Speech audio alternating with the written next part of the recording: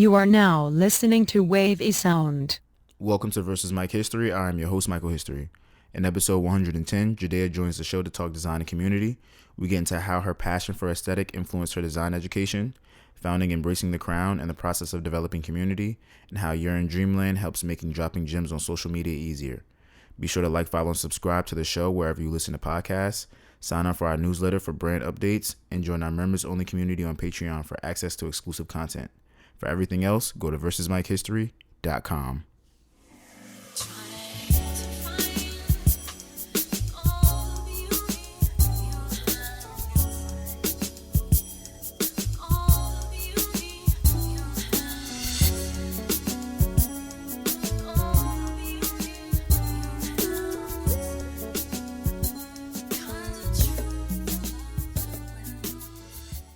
Peace, family. Welcome to another episode of Versus Mike History. I'm your host, Mike History, and today we got Jadèa in the building. Hello, ma'am. What's going on? Hey, what's up? Nothing. Thank you for coming on the podcast. And happy Black History Month, by the way. Yeah, same. How about you go ahead and get started with telling the people what you do? Okay, well, I'm Jadèa. I feel like I do a bunch of things, but I guess for my 9 to 5, I'm an assistant director of marketing and communications. And I also do some music marketing with that. I have my business, Embracing the Crown. So I used to do like workshops and event curation.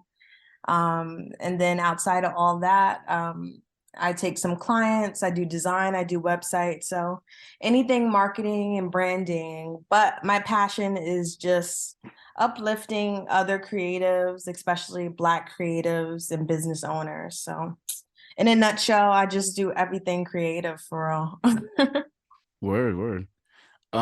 So I go ahead and get started with most episodes with asking the guest, what are you listening to? So go ahead and let me know what's in rotation on your end. I'm listening to a lot of R&B, of course, SZA, but I've been listening to a lot of Tink. I feel like she's underrated, so I have to definitely shout that out. Word. Shout out to Tank. All right. Let's go ahead and hop straight into it. So, when it gets into the history of you, like how far back does your design education go and like where does that begin? Always. I've always been interested in design and in creativity, like I guess as far back as I can think is like elementary. So I used to be like big into fashion. One of my teachers would give us these kind of like, I guess, templates, and we would draw like the dresses and all that stuff. So I thought I was into fashion all the way into college. And then I had some internships with different fashion houses and stuff like that. And I wasn't really into it um, anymore in that way. But then I found out about like public relations. And I realized my school didn't offer fashion. So I was like, okay, public relations is like kind of a way I can be on the scene and I can like network and do the fashion stuff on the side. Then I wasn't interested in the fashion stuff, but like everybody would always come to me to get their logo done or a t-shirt design or an invitation. Like anything I did just naturally had to have an invitation. Birthday party, if I was going on a trip and needed an itinerary and it needed to be like design, and then like after a while, people started telling me like, yo, this is the thing. Like people keep coming to you, like you should make a price list or whatever. So I definitely have to say my line sisters, especially Ruth and of course Shelby, like they like drilled that into my head. So I was like, oh shit, like maybe this is a thing. And then from there, it just like took off. Um, Let me not say it just took off, but just bit by bit, I started getting a lot of clients. Like it was crazy. Just putting myself out there on Instagram and stuff. Um, Giving tips and tricks. I don't know if I'm like talking too much, but yeah, that's pretty much my journey for real. Word. And when developing developing all of these, you developed a bunch of style and aesthetic along this process. And I'm curious to know what the process was in terms of, or not the process, but rather, where did you pull inspiration from in those initial days of like, putting designs together when you weren't really looking at it from a business perspective? Oh, I was just literally just going off vibes. Like they're like, okay, do a BSU needs a shirt design. Can you do it? I'm like, okay, sure, and just come up with things. Like I literally wasn't thinking anything of it. I really wasn't. So it was fun. It was like, friends acts and then like friends of a friend type thing. So um I I had some classes, like I always was into computers and stuff, like computer games and computer this and computer that. So I had classes even as young as like high school, that taught me how to design on the computers. And I was always like one of the best ones in the class when it came to my designs. So it was just a natural thing, honestly. So, how would you say that your perspective on design changed once you started to become a little bit more business minded and take it seriously? Oh, I learned a lot because it's like it's not necessarily about you, it's about the brand as a whole, what you're trying to convey. A lot of times, like where people go wrong is not like simple is better, especially when it comes with logos. Like so many people come to me and they want all this extra stuff, but it's like if you look at any iconic brand, they have a very simple logo. Mm, So it's just realizing, different things. You want the customer to be able to like read your logo from like 50 feet away, or you don't want these crazy cursives and all this stuff. So just different things you learn along the way that you're like, oh shit, I wasn't even thinking about that. hmm. Different colors, how colors bring out different emotions and stuff. So that's what I started paying attention to, like as I learned more for sure. Um, and in terms of like sort of meeting client demands and developing your own style, and at the same time, I want you to speak on like how the difficulty of that and like having to stay within the lines of what a client needs from you or wants from you. Um, yeah, that's tough. Like working with clients in general is tough. Because like unfortunately, like even though it's design, right, it's still like art in some way. So it's like you have a level of attachment to it. So Hmm. naturally, when you create something, you want the person to like it. So you have to like really get a tough skin because like you get a lot of edits all the time. Something Hmm. you thought was popping and people like, oh no, that's not it. And the worst thing is when an idea is so dope, but they rather do something like super corny. Hmm. So it can be tough, but you have to realize like it's not about you. And a lot of times when I'm challenged and then I realize, oh, okay, cool, I got something from this exchange because what it ended up with is like not what I was thinking, but it still works in some way. So you learn how to deal with people, which is good. Um Something that was a blessing to me was like when I first started out, I was freelance because I didn't have a job at the time. So I Hmm. was like, what can I do? Like, I don't have a job. I'm applying. People are saying no. So I was like, well, shit, let me use Instagram.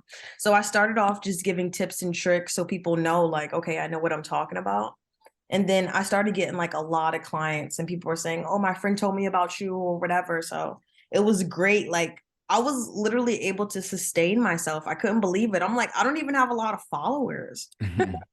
But Word. it was working out and I was getting like a lot of clients, but then it became like overwhelming because it was like I always had something due, like I was turning people down every 5 seconds. Like it was a lot, like it was a lot going on. So now, like the fact that I have a salary position, it gives me the freedom to like pick out what clients are worth the headache, to be honest, because like sometimes it's really not even worth the money after you done went back and forth and it's a whole thing. So now I Hmm. try to just do projects that I'm actually passionate about. So I feel like, okay, I can do my best work and it's a good combination. It's something I believe in. So I just thank God that I actually have a salary position that gives me like more freedom.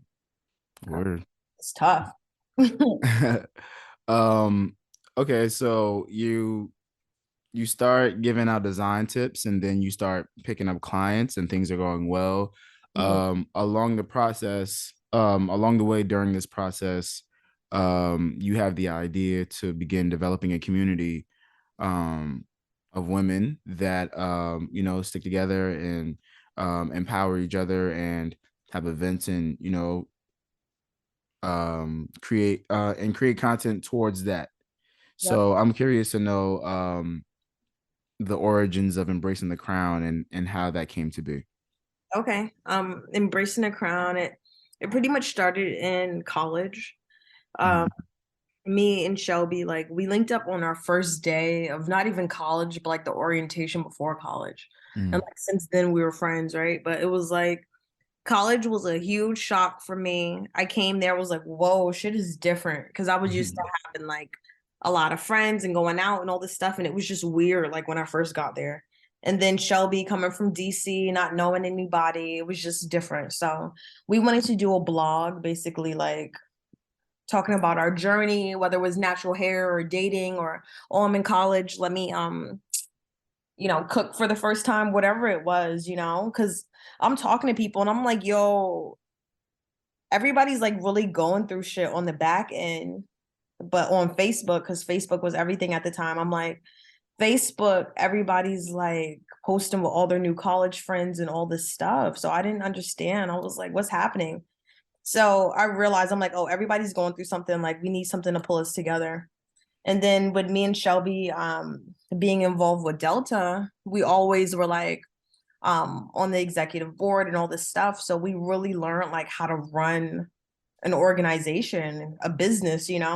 So then we basically applied those skills to embracing the crown. Like we really sat down one day and just made like a master plan. And it's crazy because like we were able to do all that stuff. Everything from us doing workshops, from us traveling, like we wrote everything out. Mm-hmm. And yeah, it was an amazing experience. Um, that sounds amazing. And the work that you did in Delta, you would say, and definitely highly impacted how the organization came together in its early days, you would say. Yeah, I mean, it fueled us and like it already gave us those skills for sure. Mm-hmm. So it was like, all right, we were ready to go because we already knew what it was. We knew how to like put on a program. So it's like we can twist this and do our own events. Like we always loved events and stuff like that, hosting. So in the early days of the organization, when putting together events, talk about the difficulty of like establishing yourself as sort of an empowerment brand and what goes into developing that audience. Okay. Yeah, there was a bunch of difficulties. The first one being, okay, our school, so we went to Seton Hall, it's in South Orange, right? And it's like, the Newark arts community is very big. And Mm-hmm. but at the same time, it's very like from Newark, and we were not. Shelby's from DC, I'm from Jersey, but that's not where I'm from. So it Mm-hmm. was like, okay, that's the first hurdle because like when it comes to booking spaces and all that stuff, it's like people need to know you first. Right. A little easier when people know you. So it's just like, okay. So really just getting out to different events and getting to know people, building relationships and all that stuff. So that was cool. That was great. um Resources, that's another thing, like that's what I'm all about, like bringing people together because it's like so many things I learned on my journey.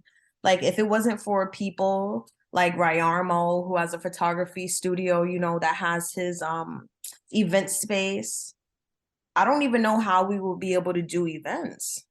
Mm, Like let's be real, some of these event spaces are expensive as hell. right. So when you're a small business, it's like it doesn't even make sense. Like you're trying to keep ticket prices low. You're trying to, still make it a good event, which takes money. So it sucks sometimes. Um, what else? Oh God, there was something else I wanted to touch on, but maybe it'll come back to me. Okay. Um, and you started putting together an annual event that occurred in the summertime. I'm kind of curious to know how that came to be. Oh, Cisnic. Yes. Okay, so yeah, that was just a sisterhood picnic in the park, and we had different workshops. Each station had like different topics, and we brought people in. It was things such as like there was a trainer, she did like a fitness station. There was Purple there talking about like manifestation, and she had her crystals and all this stuff. There was Dom from Living Single there. So again, we're all about like, hey, we're not experts, but let's bring people that do know something about various topics. Let's all come together. Let's learn. Let's share our story and all that stuff. So the picnic thing, it kind of like happened organically. Us just wanted to get together in the summertime, and then it's like, oh, yellow, Black women look amazing in yellow. And then it just became a thing, and every year it grew bigger and bigger. And yeah, it was an amazing experience. Sounds great. I want to touch on inclusion and exclusion for a bit. Your platform was designed to empower women, Black women specifically. And I'm curious to know if you ever received any like pushback or any criticism about your demographic and how you need to broaden your audience or things of that nature. I think in the beginning it was definitely a discussion. It was like women of color or Black women, women of color or Black women, like, which one do we go? And then after a certain point, it's like, no, it actually is Black women. And it's okay to say that, like, it is okay to have spaces for us. So that's just what it is. Right. We didn't get like direct pushback though. Like there was people who said, oh, I'm not sure if I can come to your event. I'm a guy, or I'm a white girl, or I'm a whatever. But it's not like anybody was ever like turned away. It's just a Right. simple fact that we're centering Black women at these events. So if you're on board, that's amazing. But if not, then deuces. Word. Yeah, no shade. Okay, so when developing Embracing the Crown, it obviously was you and Shelby in the beginning, but as things started to go well and the brand started to scale up, you obviously would need more help. And I'm curious to know the process of developing that team and how you went about finding talent, and how somebody um, who will be doing something similar to you would go about that process.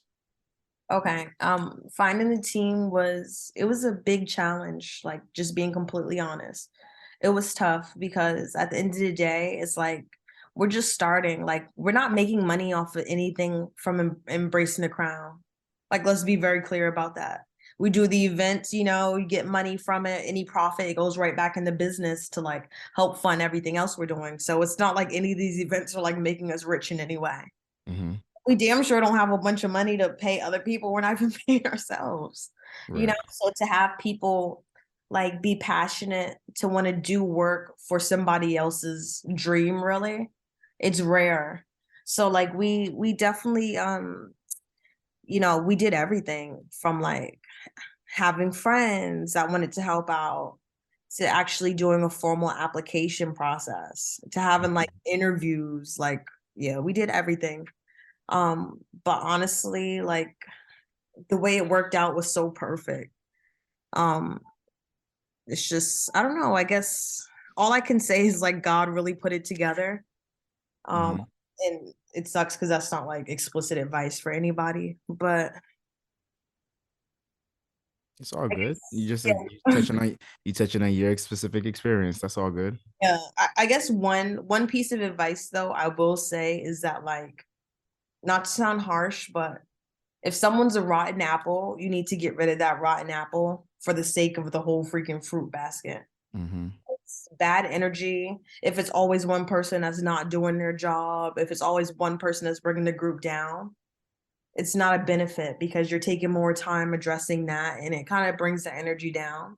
So I just feel like always work with the people that actually genuinely want to participate. Always celebrate people for whatever they're doing. Be appreciative. Like, it takes nothing to shout someone out like in front of people or whatever you can. Just like be appreciative, because at the end of the day, it's your shit, not theirs. Word. All right. Let's go ahead and take a shift because I've noticed via your social media that you're focusing on a new project which is called You're in Dreamland if I'm not correct if I'm not mistaken. You are correct. Right. So before we go ahead and hop straight into that, is this sort of a pivot from Embracing the Crown, or is this something in addition to that? No, this is something different. Like Embracing the Crown was something like founded between me and Shelby with Nichelle and Joelle. So that was its own thing. And like at this point it's not going on right now because we're all just, living lives in different ways. So it's hard for us to get together. Like we Mhm. all live in Jersey and meet. So Embracing the Crown is kind of like taking a backseat right now. So this is kind of like an extension of like a few years ago, I would do something like Brand Like a Boss, where I would give free tips and tricks, like just on my story and stuff like that. So it's more just an extension of that, like helping creatives and entrepreneurs in any way with like tips and resources. And I kind of want you to speak about, how let's actually take a step back and start with Brand Like a Boss and what gave you the idea to get start that series. Okay. So this was the thing. I was working at a job and I had basically just ended the job. And everybody, like, I could not take it anymore. And everybody was like, stick with it, stick with it. Anyways, I was sick or whatever. I had to take time off from work. So I had medical leave. That's why they were telling me just stick with it, deal with it. I couldn't. So Hmm. I'm literally sitting at home, like, I have nothing to do. Like, I'm on bed rest. So I was like, I need to do something. Like, I need to make some type of plan. So because I knew like, okay, after this shit, you don't even have a job to go back to. So that's when I realized I was like, let me start giving some tips and tricks. Like randomly, I thought of that. I was like, let me get some tips and tricks. And that was the best thing because like when you're starting anything, I always tell people like people need to know that you're even good at that. Right. Like, That's a you know what I fact. mean? Like, how can you say that? Oh, I'm trying to be a stylist. Okay, you never post none of your fits. Right. Like, what? It doesn't even make sense because I'm telling you, the moment you start posting that thing that you're good at, then when someone says, "Oh shit, I need a stylist," they're like, "Oh, such and such, she's always posted. Maybe she can be good at it," you know? So it's like you have to put out there what you're good at. So I would always just give free tips and tricks, and then people were like, "Oh shit, this girl knows what she's talking about." My DM started to be flooded. Like OD, like people were thinking I was their personal Google. Hey, Day, I'm in Photoshop. What do I do? I'm like, damn. Yeah, word. Yeah, people always have to take it over. Word. Yeah, I just like started doing videos and yeah, it was fun. It was cool. Sounds good. So when it comes to You're in Dreamland, what are some lessons that you are bringing to this brand that you learned while developing Embracing the Crown? Ooh, okay. So one thing about it is like it's not going to be focused on like oh what you can do on social media and like what the algorithm like I don't really care about that at all. Hmm. It's just about businesses in general. Hmm. Um, so I want to kind of like touch on a little bit of everything, like okay, if you're having an event, like what can you do to roll that out? What steps should you take? Like using my know-how from my jobs in marketing and stuff. I want to teach people different things like okay, when it comes to email campaigns, like how can you set that up? Like let's talk about that. Let's talk about the importance of that and let's talk about how you can actually create it. Um, and I had an idea to do a series, like a teaching series, because I teach design as well. So I'm like, let me combine design and cannabis and do a series called High School. Hmm. So that's like my newest little thing that I've been working on. And it's just again, just like bringing people together. The reason why I wanted to do cannabis, one is like so many people smoke.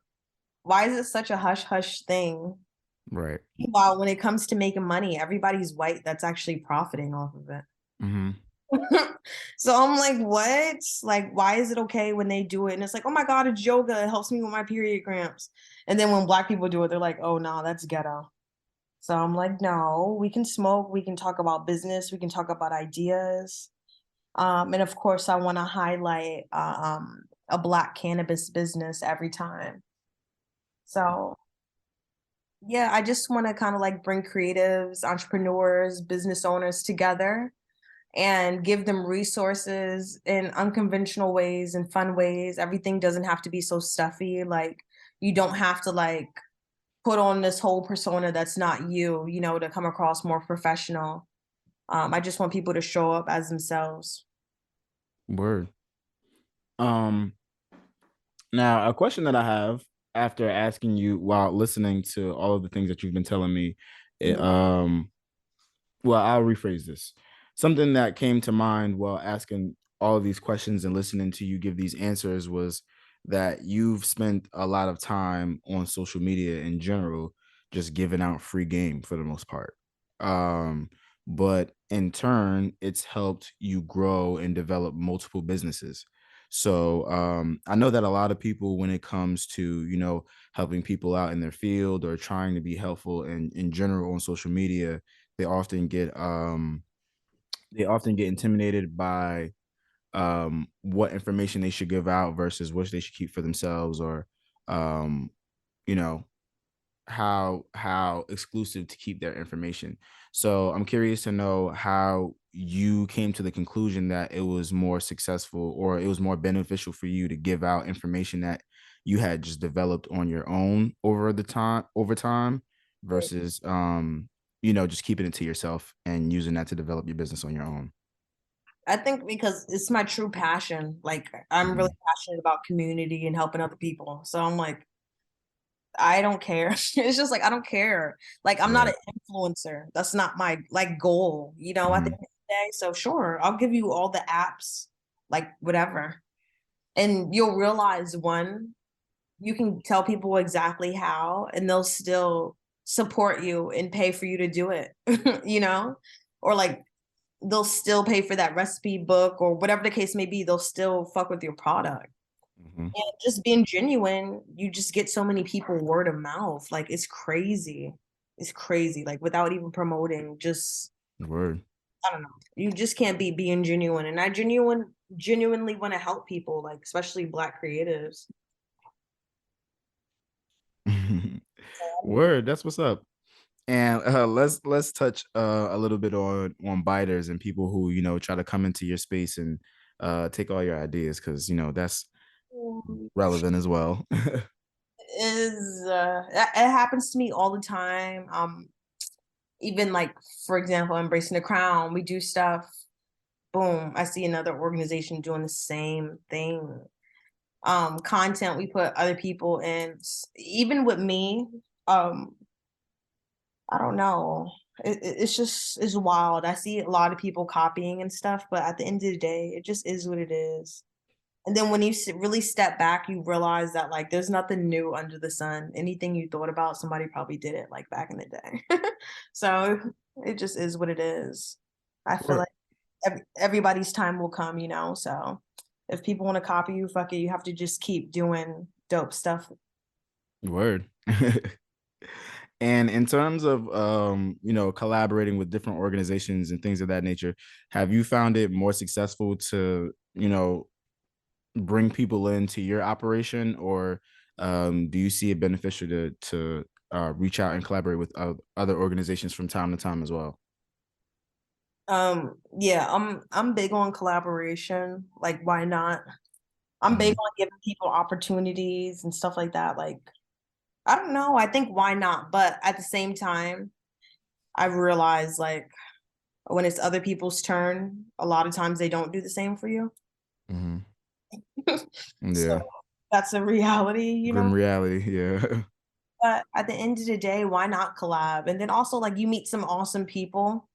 Like honestly, even you, like you've supported us so many times through Embracing the Crown, showing Got up to. to our events, stuff like that. Like if we needed you, I feel like I can call you. You helped us out with music things, you know? So Mhm. it's just like you meet awesome people And that's just such a good benefit of collabing, because it's like, shit, I might call your ass 5 years from now.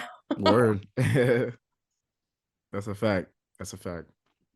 All right. Well, this has been a great conversation, and I appreciate you coming on the show once again. I kind of want to leave off with you giving some words of encouragement or any type of free game that you want to give out before we go ahead and log out.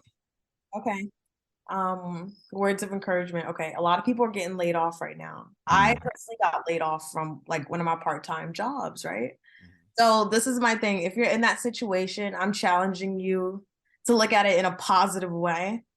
Most layoffs, they come with like some type of payout period. Work that fucking period to your advantage. Try something new, try something you've been wanting to do, put your energy into you. So at the end of the day, flip any negative situation in a way to like make it work for you. So that's all I have to say. Make it work in 2023, honey. Word.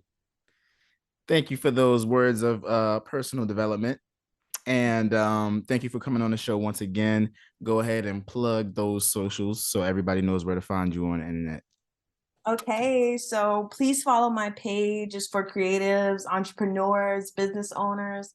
It's at You Are in Dreamland. You're in Dreamland. And yeah, you can follow me on my page at Digital Bay, DGTL Bay. And thank you so much for having me on the show. I truly appreciate it. I'm honored. No problem at all. Thank you guys for checking in for another episode of Versus Mike History. We're on social media at Versus Mike History, pretty much everywhere. VS Mike History on Twitter. And I'll see you guys at the next episode. Peace. Peace.